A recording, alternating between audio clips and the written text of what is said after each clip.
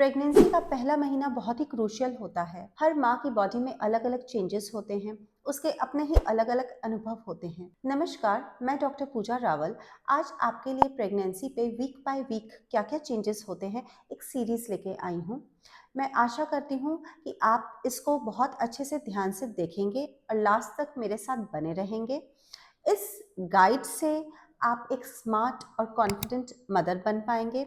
आपको पता होगा कि क्या चीज़ एबनॉर्मल है जो आपके साथ हो रही है और क्या नॉर्मल है जिससे आपको घबराना नहीं है। आपका प्रेगनेंसी का पहला महीना है। आपके मन में हज़ारों सवाल, क्यूरियोसिटीज़ होंगी कि मेरे साथ क्या होगा, बेबी में क्या चेंजेस होंगे और मेरी बॉडी में क्या चेंजेस होंगे। तो मैं आज आपसे यही डिस्कस करूँगी।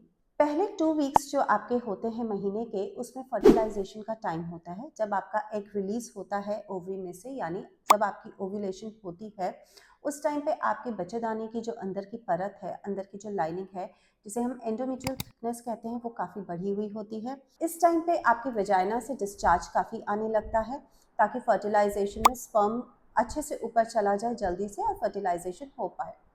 अब जब फर्टिलाइजेशन हो जाती है तो 72 घंटे के अंदर जो एम्ब्रियो बनता है वो यूट्रस की लाइनिंग में एम्बेड हो जाता है।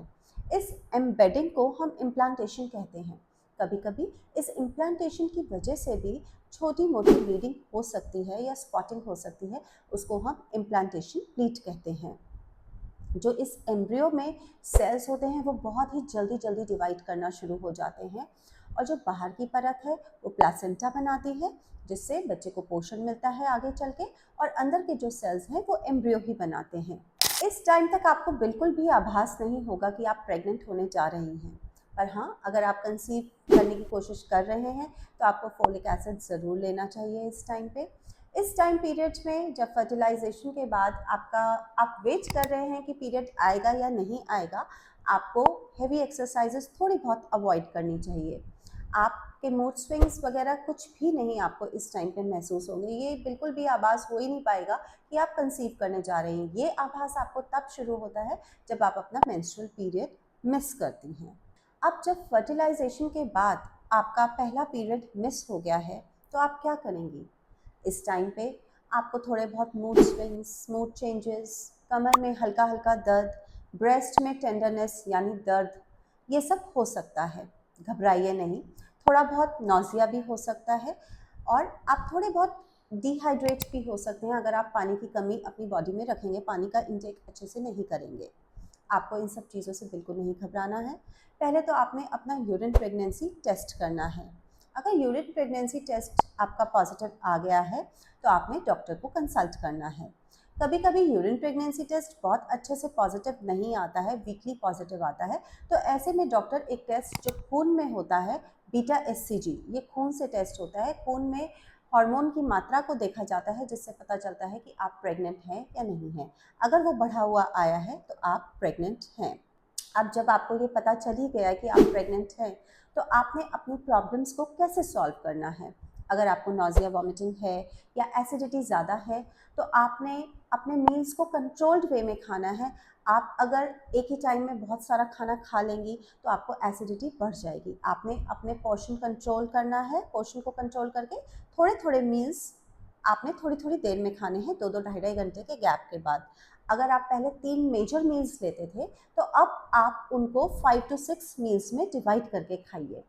बहुत ज़्यादा अगर आप एक टाइम पे खाएंगे तो आपको एसिडिटी होगी, गैस्ट्राइटिस होगा, जिसकी वजह से आप परेशान रहेंगे। अगर आपको चक्कर आ रहे हैं, आप डिहाइड्रेटेड फील कर रहे हैं, आपको ऐसा लग रहा है, घबराहट हो रही है, बेचैनी हो रही है कि आप गिर जाएंगे, तो आप पानी का इंटेक बहुत अच्छा रखिए। कम से कम 8 से 10 ग्लास पानी आपको पीना ही पीना है। नौजिया के लिए डॉक्टर्स आपको कुछ मेडिसिन भी दे सकते हैं, वो आप ले सकते हैं। It's absolutely safe to have these medicine. Plus folic acid की गोली तो आपने स्टार्ट कर ही दी होगी, क्योंकि मैं ये कहती हूँ कि ये तो प्री कंसेप्शनल टाइम से ही आपको फोलिक एसिड स्टार्ट करना चाहिए। अब जब आप प्रेग्नेंट हो गए हैं और घर में खुशी का माहौल है तो दादी, नानी, चाची, ताई सब एडवाइजेस देंगी, पर आपने सारी एडवाइजेस को सुनना तो है, पर करना वही है जो डॉक्टर आपसे कहते हैं। आपने अपने खाने को डबल नहीं कर देना है। लोग कहते हैं ये खाओ, पूरा दिन खाते ही रहो, ऐसे नहीं करना है। आपको सिर्फ 300 कैलोरीज एक्स्ट्रा लेनी है पूरे दिन भर के खाने में। और अगर आप डबल कर देंगे उस डाइट को तो आपका इमीडिएट वेट गेन हो जाएगा, जिसका आपको सिर्फ नुकसान होगा, कोई फ़ायदा नहीं। आप हरे पत्तेदार सब्जियां खाइए जिससे आपको मिनरल्स, एंटीऑक्सीडेंट सब कुछ मिले। आप फ्रूट्स लीजिए, आप सब प्रकार के फ्रूट्स, सब प्रकार की वेजिटेबल्स ले सकते हैं। किसी चीज़ को आपने अवॉइड नहीं करना। आप नट्स, बादाम, काजू, किशमिश ये सब खा सकते हैं। आप वो खाइए जो आपको अच्छा लगता है। आपको बहुत लंबे टाइम तक भूखे भी नहीं रहना है। ये ना हो कि आप सुबह 7 बजे उठ गए और 11 बजे तक आपने अपना ब्रेकफास्ट ही नहीं किया। आपको सुबह उठते ही कुछ ना कुछ ज़रूर लेना है, क्योंकि अगर आप बहुत लंबे टाइम तक भूखे रहेंगे तो आपके ग्लूकोज लेवल्स नीचे चले जाएंगे और आपको हाइपोग्लाइसीमिया हो जाएगा। और अब इस टाइम पे जो कुछ आपको होगा उसका असर आपके होने वाले बेबी पे तो ज़रूर पड़ेगा। अब आपकी प्रेगनेंसी की इस जर्नी में आपको जो हज़ारों एडवाइजेस मिलती हैं, आपने उन्हें सिर्फ सुनना है। करना वही है जो आपके डॉक्टर फ्रेंड आपको कहते हैं। आपने किसी भी एडवाइस को लेके टेंशन नहीं लेनी है। और दूसरी चीज़, खुश रहना है। इस जर्नी को पूरी तरह एंजॉय करना है। बहुत ही सुखद अनुभव होता है माँ बनना।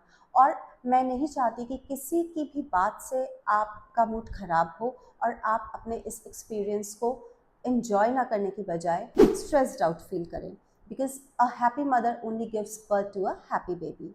और जहाँ तक रेस्ट की बात आती है तो ये नहीं कि आपने लेटे ही रहना है। हाँ, कुछ इश्यूज़ जब होते हैं, आपको अगर ब्लीडिंग हो रही है या आपके डॉक्टर ने आपको एडवाइस किया है या कुछ प्रोजेस्टेरॉन सपोर्ट पे डाला है कि अल्ट्रासाउंड वगैरह में ढंग से नहीं कुछ दिख रहा है या बेबी ढंग से नहीं दिख रहा है या आपको बहुत ज़्यादा बैक पेन है या फिर स्पॉटिंग वगैरह हुई है, तब तो आपने रेस्ट करना है। बट अदरवाइज़ अगर आपके डॉक्टर ने आपको बताया है कि आपका सब कुछ नॉर्मल है, सब ठीक ठाक चल रहा है, तो आपने एकदम लेटे नहीं रहना है। आपने नॉर्मल एक्टिविटीज़ में इंडल्ज करना है, जैसे आप पहले रहते थे वैसे ही रहना है। वॉक वगैरह जो आप चाहें कर सकते हैं। आप प्रेग्नेंट हुए हैं, आप बीमार नहीं हैं। And pregnancy is not a disease. So stay educated, stay safe and stay aware.